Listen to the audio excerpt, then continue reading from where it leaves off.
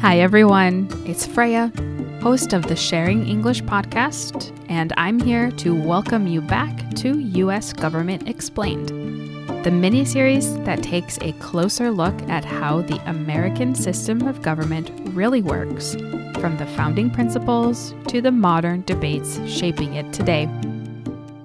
In our last episode, we talked about interest groups and lobbying, and how organized groups influence government policy outside of elections. And today, we are focusing on a relationship that is often misunderstood, but absolutely central to U.S. government. And that's the relationship between the federal government and native nations. This episode is about history, law, and sovereignty, and about how that relationship works today. To understand federal and tribal relations, we have to start with one basic fact. Native nations existed long before the United States.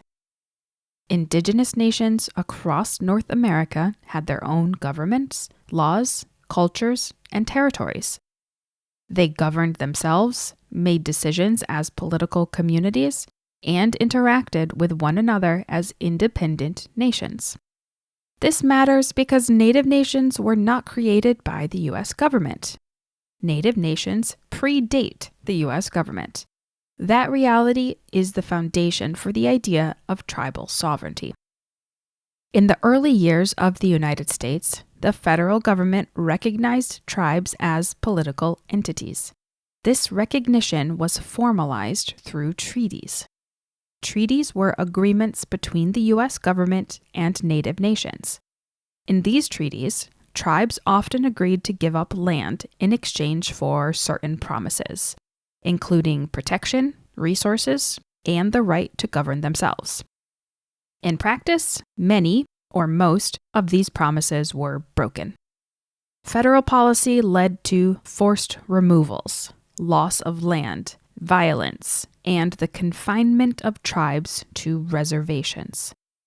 Entire communities were displaced, and treaties were ignored or reinterpreted when they became inconvenient for the government. This history is painful, but it is essential to understanding why tribal sovereignty exists today, and why it remains contested. Over time, federal policy shifted, but it often remained harmful. The government created the reservation system, separating tribes from traditional lands and placing them onto reservations of land. Later policies focused on assimilation, trying to force native people to abandon their languages, cultures, and identities. Boarding schools removed children from their families. Cultural practices were banned. Tribal authority was weakened. The goal of many of these policies was not just control, but elimination of tribal identity as a political and cultural reality. Despite this history, native nations remain sovereign governments. Tribal sovereignty means that tribes have the inherent right to govern themselves. This authority is not granted by the federal government. It exists because tribes have always been self-governing political communities. Tribes have the power to make laws for their members, operate courts, provide services like police, and manage their internal affairs. Today, there are 574 federally recognized tribes in the United States. These are tribes that the federal government officially acknowledges as sovereign nations with a government-to-government relationship. There are also many additional tribes that are not federally recognized, meaning they do not receive the same legal status or federal protections, even though they maintain strong cultural, historical, and community identities. Tribal sovereignty exists within the U.S. constitutional system as well. Congress has broad authority over tribal matters, and federal law often limits how tribal power can be exercised.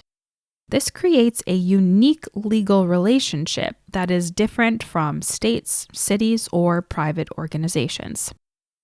Today, authority is shared in a three-way system. Tribal governments have authority over their own members and territory. They operate tribal courts, police departments, schools, health services, and governments that function much like other modern governments. The federal government holds responsibility for enforcing treaties, funding services, and handling certain serious crimes. This responsibility is tied to what is known as the federal trust responsibility. State authority is more limited and varies depending on location and law. In many cases, states do not have authority over tribal lands, but this has been a frequent source of legal conflict. Understanding who has authority and when is one of the most complex parts of U.S. tribal relations. Native interests are represented within the existing federal government. In the executive branch, tribal relations are primarily handled through the Department of the Interior, especially the Bureau of Indian Affairs. These offices manage federal responsibilities related to tribes, including land, resources, and governance support.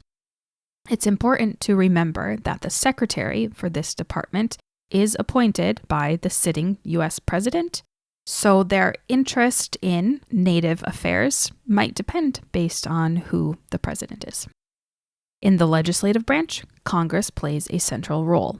Congressional committees, particularly those focused on natural resources and indigenous affairs, write and debate laws that affect Native nations. Even though tribes are sovereign governments, Congress still has significant power in shaping federal Indian policy. Let's go back a little bit to talk more about the federal trust responsibility.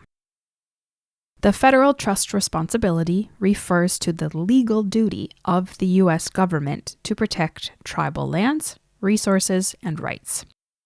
This responsibility comes directly from treaties and has been reinforced by court decisions over time. It is not a historical concept. It continues today. When the federal government fails to meet this responsibility, it often becomes the subject of legal disputes. Because so much tribal authority is defined by law, courts play a major role in federal tribal relations.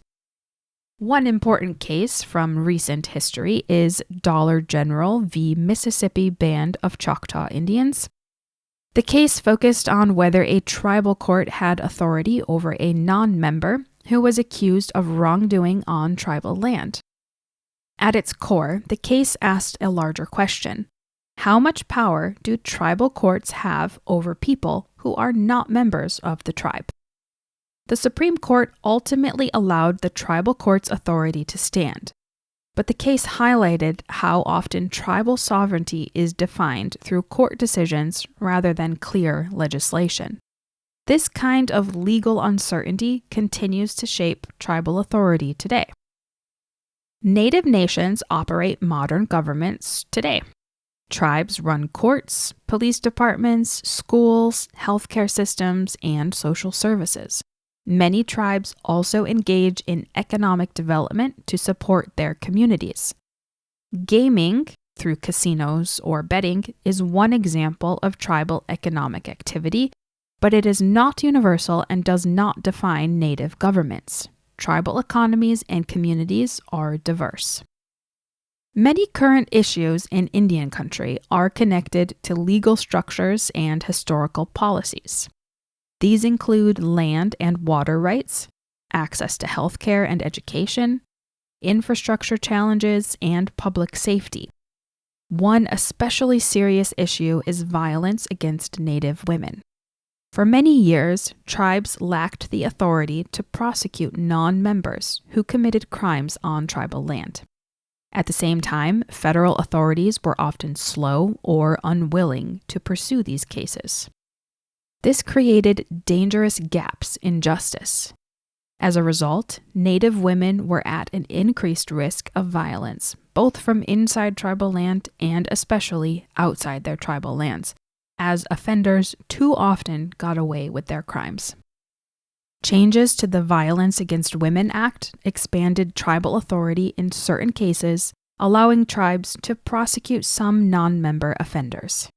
These changes were significant because they addressed real consequences of limited jurisdiction.